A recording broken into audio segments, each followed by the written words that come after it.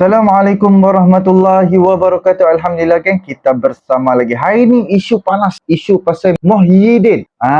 Salah satunya skandal 1MDB ada terkait dengan Muhyiddin, akan backfire kepada Muhyiddin. Dah masuk berita, dah masuk macam-macam. Kerajaan Malaysia disaman oleh Goldman Sachs daripada Amerika Syarikat dan syarikat My Airline, syarikat penerbangan, ada terkait dengan Muhyiddin Yassin. Bayangkan syarikat sewaktu pandemik kita lockdown satu negara apa semua, tiba-tiba tertubuh satu syarikat penerbangan kan. Dan bayangkan mana dia ambil, orang duk tengah lockdown, Asia pun rugi berjuta-juta, tiba-tiba tertubuh satu syarikat penerbangan yang kos murah pula. Tiba-tiba lepas tu dalam masa beberapa bulan dia umumkan penumpang yang kesejuta apa semua ni, macam-macam lah. Dan syarikat tu tiba-tiba 9 Oktober 2023 dia umumkan dia ada problem. Dan tiba-tiba 12 Oktober 2023, beberapa hari lepas saja, dia umum pergantungan operasi. Why? Kenapa ni tiba-tiba ni kan? Setelah 1MDB ni, apabila Muhyiddin Yassin terkait dengan 1MDB, dan bila Dahlan ni, peguam Muhyiddin ni, pejabat diserbu salah satu soal 1MDB dan juga menantunya, tiba-tiba beberapa hari selepas serbuan itu, terus My Airline ni tergantung dan dia berhentikan operasi. Why? Kenapa geng? Tiba-tiba berlaku seperti itu. So aku akan bawakan 2 ke 3 kita sama-sama kita react dan kita fikirkan. Dan last kali aku akan bawa video Iswadi Moni. Jom sama-sama kita dengar. Korang mesti dah baca berita tentang SPRM serbu pejabat Rosli Dahlan, iaitu Peguam Tan Sri Muhyiddin Yassin dan Parti Bersatu. Tapi korang kenal ke tak siapa Rosli Dahlan ni? Jom kita berkenalan dengan siapa Rosli Dahlan. Tak kenal maka tak cinta. Tapi kalau dah kenal lepas ni, tak tahulah korang cinta ke tak. Rosli Dahlan merupakan rakan kongsi di firma guaman RDS, iaitu peguam utama bagi Parti Pribumi Bersatu Malaysia, Bersatu dan juga Tan Sri Muhyiddin Yassin. Beliau dilantik oleh kerajaan di bawah pimpinan Bersatu untuk menyelesaikan isu menguruskan Asset Recovery 1MDB. Soalnya, kenapa beliau dilantik, bagaimana beliau dilantik dan apakah proses yang digunakan untuk melantik? Dia berjaya dan dikhabarkan menerima jumlah bayaran yang sangat lumayan. Ada yang kata 10% daripada nilai yang direkover mencecah jumlah 2 bilion ringgit. Tapi Rosli Dahlan dah nafikan dan mengatakan jumlahnya kurang daripada itu. Raja Petra pula dedahkan cek bayaran RM2.4 juta. Tapi tak apalah berapa jumlah bayaran tu, 2 juta ke, 200 juta ke, 2 bilion ke, it is still a big question mark. Yang penting dia dapat bayaran. Apa yang menariknya, wang tersebut dibawa pulang ke Malaysia dan ada ura-ura yang mempersoalkan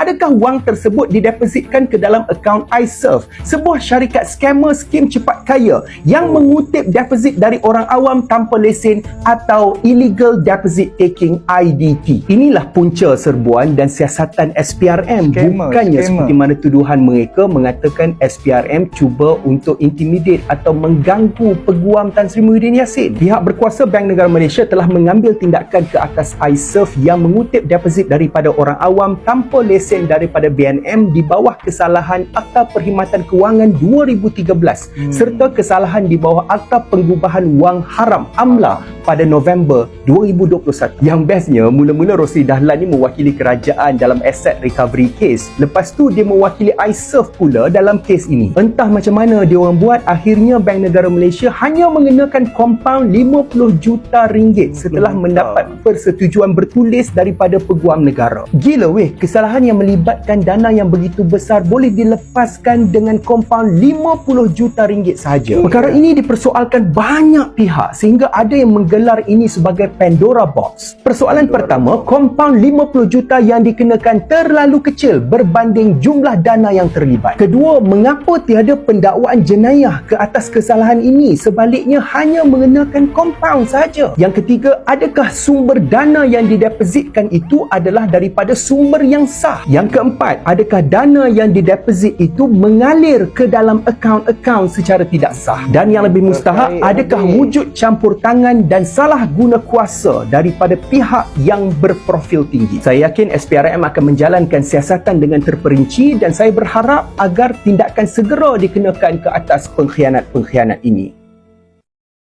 Okey geng, itulah salah satu tujuan kenapa pejabat peguam peribadi Muhyiddin, peguam Parti Bersatu diserbu peguam yang mewakili 1MDB untuk dapatkan balik aset 1MDB.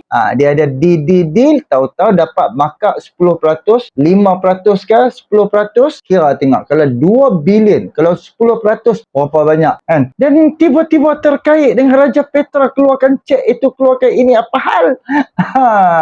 Okay, ini baru 1MDB. So aku akan jelaskan pasal My Airline pula. Jom sama-sama kita dengar. Saya post beberapa persoalan berkaitan dengan My Airlines. Tak pasal-pasal panas pula ke My ke. Alah, jangan risaulah. Tak ada kaitan dengan pemimpin-pemimpin korang. Ya ke tak ada kaitan? Cerita iSurf semalam tak habis di situ ya guys. Carian Suruhanjaya Syarikat Malaysia SSM menunjukkan pemegang saham terbesar iSurf adalah Datuk Goh Wan Hua yang memiliki 30% daripada keseluruhan saham. Beliau juga merupakan pemegang saham dan ahli lembaga pengarah Zillion Wealth dan Trillion Cove Holdings Berhad. Jadi apa kaitannya dengan My Airlines pula? Di awal penubuhan, Zillion Wealth yang berkait dengan Datuk Goh memiliki 88% saham syarikat penerbangan My Airline dan Trillion Cove juga terkait dengan Datuk Goh memiliki 10% daripada keseluruhan saham. Carian SSM juga menunjukkan bahawa Datuk Goh merupakan ahli lembaga pengarah My Airlines yang dilantik pada 1 November 2021. Adakah ini satu kebetulan? Siapakah Datuk Goh Wan Hua? My Airlines ditubuhkan pada 2021 di tengah-tengah kegawatan pandemik dan menerima lesen beroperasi pada Januari 2022. Persoalan-persoalan besar timbul. Kenapa tiba-tiba tubuh satu syarikat penerbangan baru di tengah-tengah pandemik? Besar risikonya tu. Siapa yang memberikan kelulusan, sedangkan latar belakang Datuk Goh dan syarikat yang berkaitan sudah pun diketahui terlibat dengan siasatan dan tindakan DNM sejak 2021. Daripada mana datangnya dana yang begitu besar untuk menubuhkan sebuah syarikat penerbangan dengan tiba-tiba? Sewaan Airbus A320 boleh mencecah $200,000 atau bersamaan hampir 1 juta ringgit sebulan. Yang menjadi persoalan lebih besar adalah mengapa secara tiba-tiba umumkan penggantungan operasi. Alasan yang dikemukakan adalah disebabkan tekanan kewangan. Sedangkan syarikat berkembang pesat dengan passenger load factor yang tinggi, iaitu secara puratanya 75% throughout its network. The expansion of the network juga sangat rancak, termasuklah international expansion ke Singapura, Thailand, Indonesia dan Vietnam. 26 Jun 2023, mereka mencatatkan penumpang yang ke sejuta. Nampak elok je My Airlines ni. Semuanya berubah apabila secara tiba-tiba pada 9 Oktober 2023, CEO yang juga merupakan pemegang saham 2%, Rena Teo, meletakkan jawatan. Diikuti dengan beberapa pemegang jawatan utama yang lain seperti Chief Financial Officer dan Chief Commercial Officer. Apa yang dah berlaku? Dan beberapa hari selepas itu, pada 12 Oktober 2023, My Airlines mengumumkan penggantungan operasi mereka secara tiba-tiba yang menjejaskan 125,000 penumpang. Crazy! Mengapa secara tiba-tiba? Adakah ini ada kaitan dengan tindakan Bank Negara Malaysia ataupun perkembangan terbaru siasatan Suruhanjaya Pencegahan Rasuah Malaysia? Sama-sama kita tunggu. Okey geng, itulah yang dikatakan dalam sangat-sangat ramai orang pakat-pakat buat apa nama video apa semua kan. Ada satu gambar ni aku akan letakkan di sini. Gambar tu terkait dan ada muka Muhyiddin. Ada muka Muhyiddin tengah-tengah tu dan terkait peguam dia itu ke sini. Duit itu duit haram, pengubahan wang haram yang depa dapat. Kalau depa simpan kantoi. So of course depa perlu laburkan, depa perlu bersihkan duit, depa perlu orang kata apa bersihkan. Contoh dia scammer dapat duit haram, dapat duit rasuah, duit apa. Kalau dia simpan saya kantoi. So dia perlulah laburkan. Tapi dia presiden parti, orang hak ternama ataupun orang yang menjadi menteri, yang menjadi Perdana Menteri tak akan lakukan sendiri. Of course dia akan suruh orang bawah dia, orang lain buat supaya tidak terkait dengan dia. Tapi apabila dah kantoi soal 1MDB dan siasatan yang SPRM buat terhadap 1MDB, sehingga Bank Negara Malaysia pun dah kad apa semua. Bila dah siasat, baru akan kantoi. Bila dah siasat, barulah kena. Barulah kita tahu. Kalau tak siasat, kita tak tahu. So, sekarang ni, apabila seorang demi seorang orang pakat-pakat memperjelaskan apa yang terkait dengan My Airline, apa yang sumber pendapatan My Airline ni, yang boleh tertubuhnya syarikat penerbangan tu mai mana, sehingga kan 1 juta ringgit untuk sewa. Bayangkan mana man kan. Jadi tak apa, aku akan bawa untuk yang 1MDB ni sebab tindakan yang Muhyiddin buat sewaktu dia menjadi Perdana Menteri, sewaktu dia memerintah dengan apa untuk deal untuk mendapatkan aset-aset 1MDB, sekarang ni backfire kepada Muhyiddin, yang akan terkesannya kerajaan Malaysia yang disaman oleh orang luar negara kan. Goldman Sachs yang telah saman kerajaan Malaysia, padahal Muhyiddin dia dah tak jadi Perdana Menteri kan. Tapi itulah, jom sama-sama kita dengar apa yang kantoi, apa yang telah dibongkarkan berkenaan dengan Goldman Sachs. Okay, Goldman Sachs arbitration move may backfire on Muhyiddin, reports claim. Kita baca. Nah, baru-baru ini dia cerita macam ni lah. Goldman Sachs terlibat dalam skandal 1MDB. Okay, dan kita 2018 kita cuba dapatkan balik aset kita daripada Goldman Sachs. Now, bila tukar kerajaan 2021, Muhyiddin Yassin hantar peguam dia untuk dapatkan balik dokumen-dokumen atau bukan dokumen, aset-aset daripada Goldman Sachs berjumlah bilion ringgit. Bilion USD, bukan bilion ringgit, bilion USD. I think membawa kepada 16 bilion, 17 bilion USD macam ringgit macam tu. So, apa yang berlaku?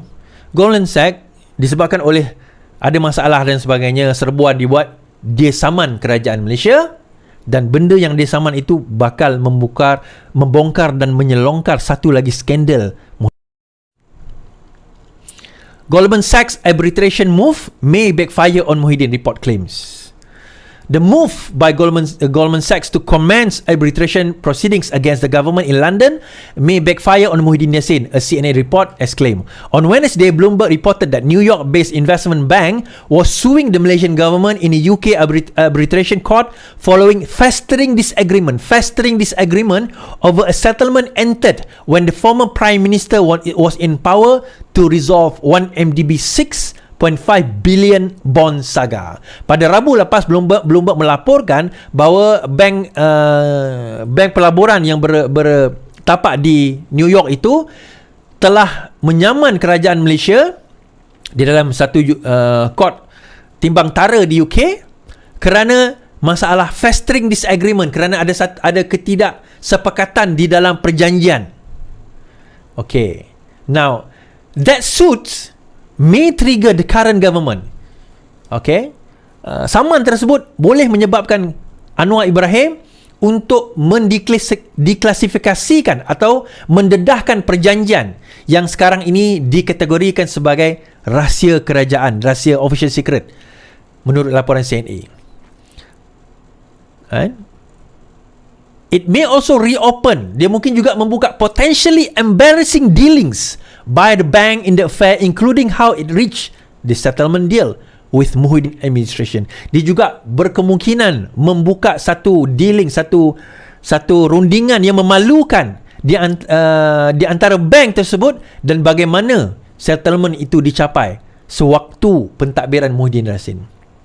Laporan itu mengatakan the government has been encouraged by the several breakthrough made surrounding the 1MDB fiasco, which may have favorable impact onto its position in relation to the dispute with the Goldman Sachs. Okay, ini yang disebut tadi. Saya baca tentang benda ni. A recent Singapore interview highlights that it's time for Prime Minister Ibrahim to revisit and reopen the controversy Goldman Sachs resettlement reached with the government over 1MDB July 2020 when Muhyiddin Yassin was Prime Minister and Tengku Zafrul was the Finance Minister. Tied in with this horrendous allegation, which, if true, will mean that one Prime Minister benefited from the attempt to negotiate a settlement in the billions of dollars with one of the world's largest financiers and wheel dealers caused by the crook dealings of another. Sekiranya ini berlaku, sekiranya ini benar, bermakna ada seorang Perdana Menteri mendapat laba, mendapat keuntungan daripada cubaan untuk negosiasi settlement yang melibatkan bilion ringgit. billion ringgit. Just imagine, bayangkan kekejaman ataupun enormity of the crimes. Satu Perdana Menteri Najib Razak hilang 40 bilion. Kemudian datang Muhyiddin Yassin 6 bilion. Aduh, kita sama-sama dengar. Tindakan Goldman Sachs memulakan prosiding timbang tara terhadap kerajaan Malaysia di London mungkin memberi kesan kepada Tan Sri Muhyiddin Yassin. Menurut laporan CNA, tindakan undang-undang itu berpotensi membuka semula urus niaga yang dilakukan bank pelaburan itu, termasuk bagaimana ia mencapai perjanjian penyelesaian dengan kerajaan pimpinan ahli Parlimen Paguh itu. Rabu lalu, Goldman Sachs menyaman kerajaan Malaysia berikutan percanggahan pendapat berhubung penyelesaian yang dibuat ketika Tan Sri Muhyiddin menjadi Perdana Menteri untuk menyelesaikan isu bon $6.5 bilion Amerika 1MDB.